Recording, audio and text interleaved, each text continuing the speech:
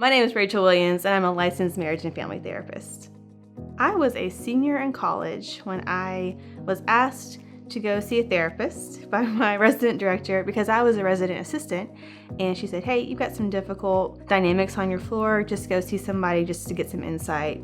I thought I would just kind of be in there for a couple sessions, get some coping skills, some advice about how to handle some situations on my floor.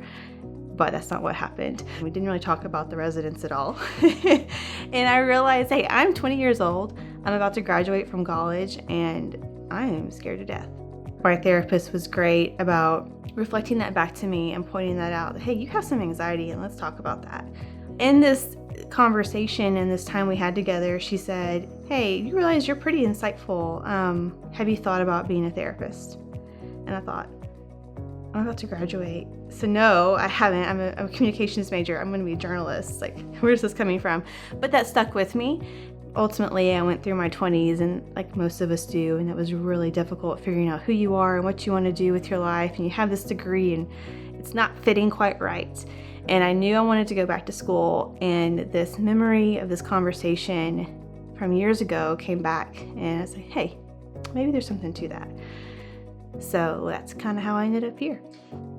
Therapy to me is it's a time and a place to come and do some self-exploration, determining your narrative of yourself, changing it if you need to, but also accepting what is. I primarily see individuals, mostly adult women 18 and up. We spend a lot of time on all the things of women's issues as far as motherhood, balancing career with motherhood and marriage. I spend a lot of time with individuals who have maybe some codependency and are figuring out, hey, how can I be an individual whenever this person that's always been there is no longer that person to me anymore?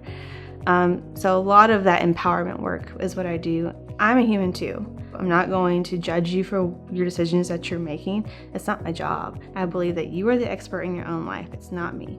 So let's talk about what you want to keep, what you want to change, what patterns you want to break, or which patterns are working for you. We look at the exceptions to the rule. So if you're feeling overwhelmed, okay. So you feel overwhelmed all the time. So let's talk about when you feel calm, and let's find solutions so that that becomes the rule and no longer the exception. There is a stigma out there. I think it is getting better.